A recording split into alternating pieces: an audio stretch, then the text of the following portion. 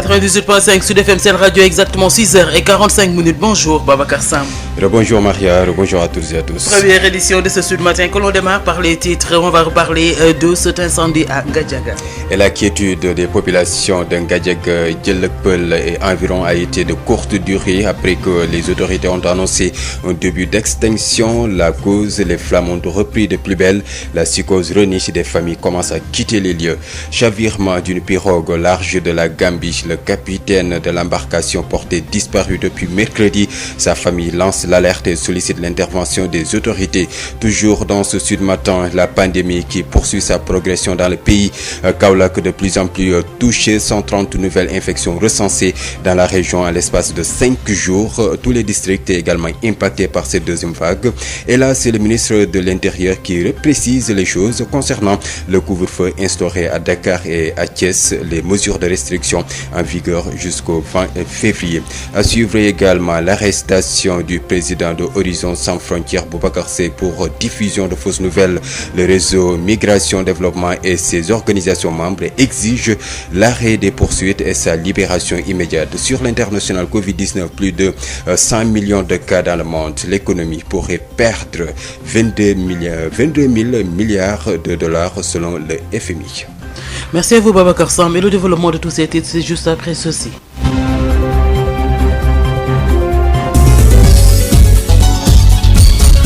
Babacar Samb qui vous dit bonjour, bienvenue et merci d'écouter sur FM CN Radio pour vous informer.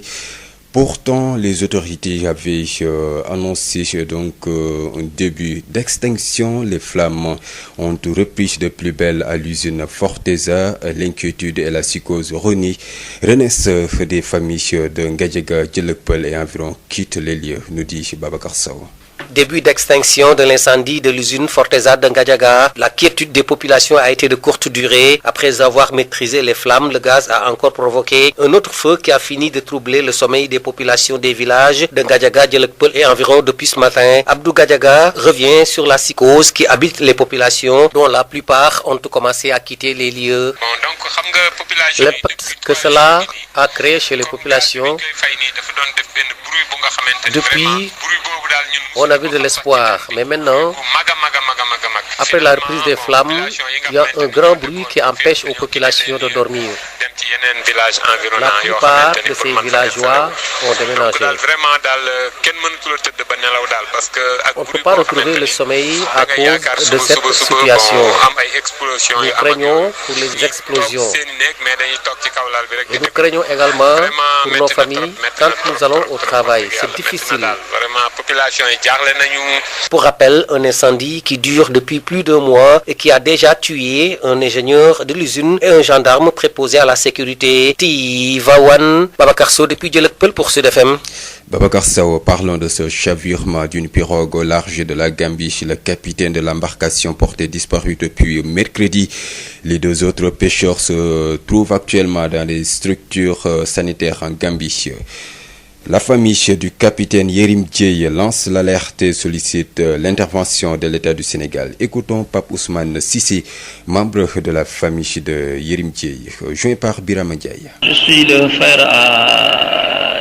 grand frère à Yerim Dieye, qui est porté disparu depuis mercredi soir. Mercredi soir, c'est un pêcheur. Il était donc vers Tandian. Tandian, c'est une localité de la Gambie. On nous a téléphoné pour nous dire que depuis le mercredi soir, leur pirogue a chaviré. Et quand le pirogue a chaviré, ils ont su résister jusqu'au matin du jeudi.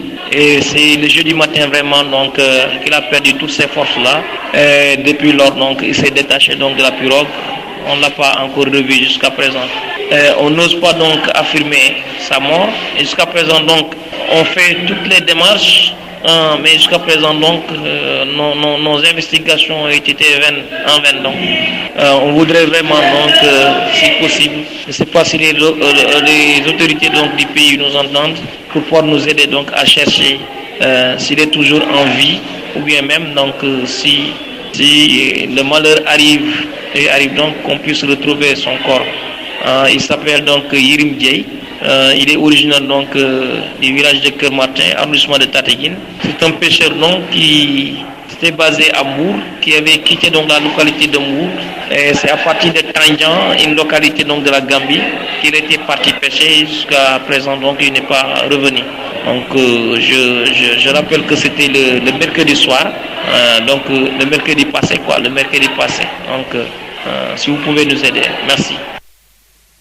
Et nous allons parler de la Covid-19 et le couvre-feu. Le ministre de l'Intérieur, Antoine Félix Diome, a rappelé mardi que les mesures de restriction, y compris le couvre-feu pris dans le cadre de la proclamation de l'état de catastrophe sanitaire dans les régions de Dakar et de Thiès resté en vigueur jusqu'au 20 février prochain. Le président de la République a d'ailleurs proclamé l'état de catastrophe sanitaire dans les régions de Dakar et de Thiès afin de réduire la propagation de la Covid-19. Le ministre de l'Intérieur évoque l'interdiction de la circulation des personnes et des biens de 21h à 5h du matin, des manifestations et rassemblements sur la voie publique et de toutes les réunions privées telles que les baptêmes, mariages, réceptions et manifestations religieuses, l'interdiction de tous les rassemblements dans les lieux recevant du public, notamment les hôtels, salles de spectacle, dancing, bars, cafés, salons de thé, plages, marché hebdomadaire, terrain et salles dédiées au sport. Le port obligatoire de masques de protection reste en vigueur dans les lieux publics et privés, ainsi que dans les moyens de transport sur toute l'étendue du territoire national. Et là, la pandémie continue de progresser dans la région de Kaolack. 130 nouvelles contaminations en 5 jours, dont 104 issues de la transmission communautaire. Tous les districts de la région sont touchés par cette deuxième vague, nous dit Awa Thiaw.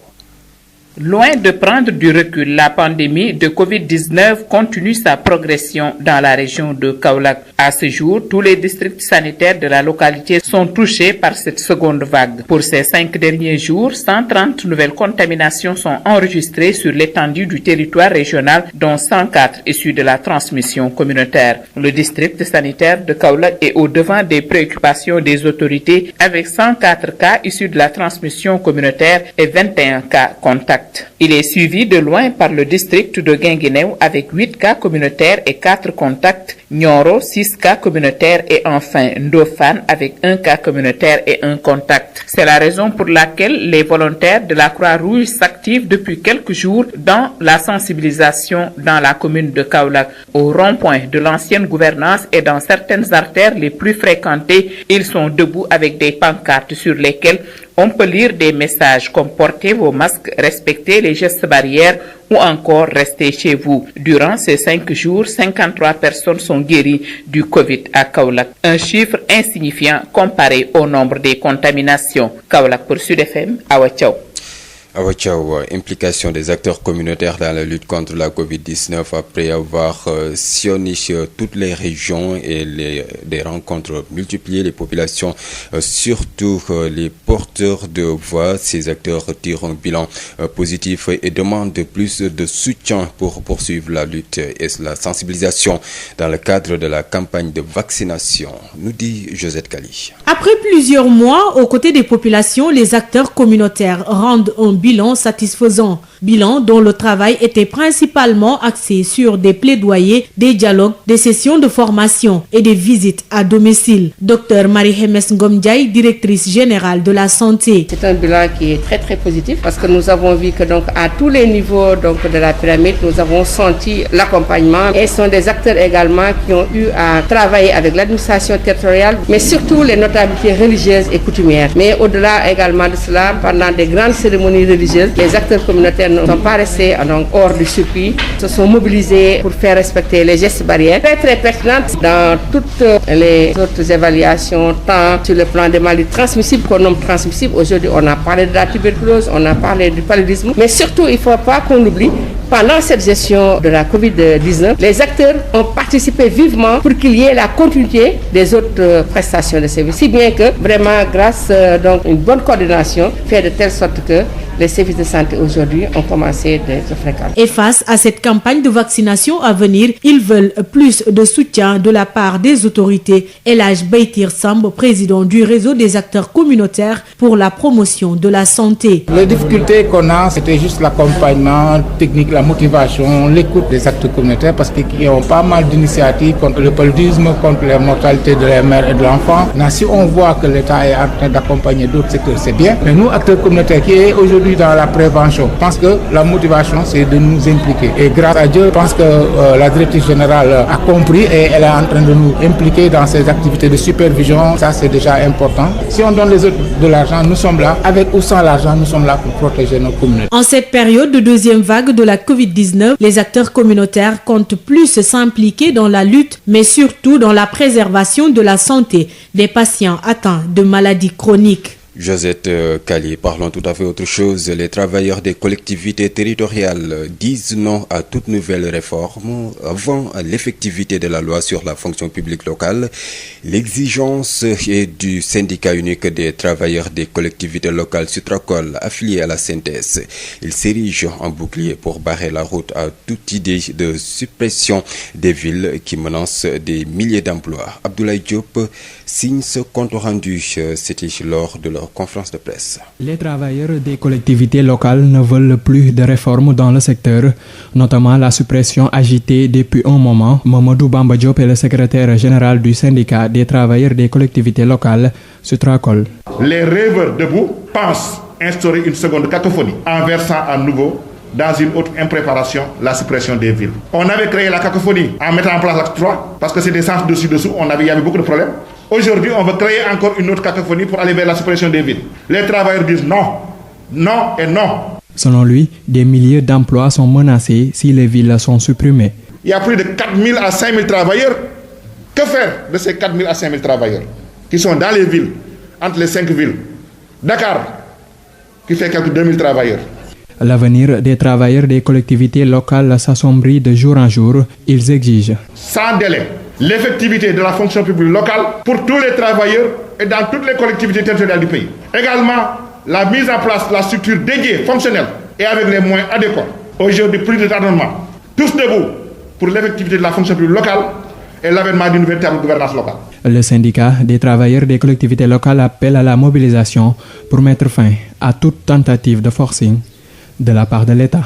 Et sur l'international, c'est sans transition, plus de 100 millions de personnes ont officiellement été infectées par le nouveau coronavirus depuis son apparition en Chine en décembre 2019, selon un comptage réalisé par AFP à partir des bilans fournis donc par les autorités. Et là, c'est l'économie mondiale qui pourrait perdre 22 000 milliards de dollars selon le FMI.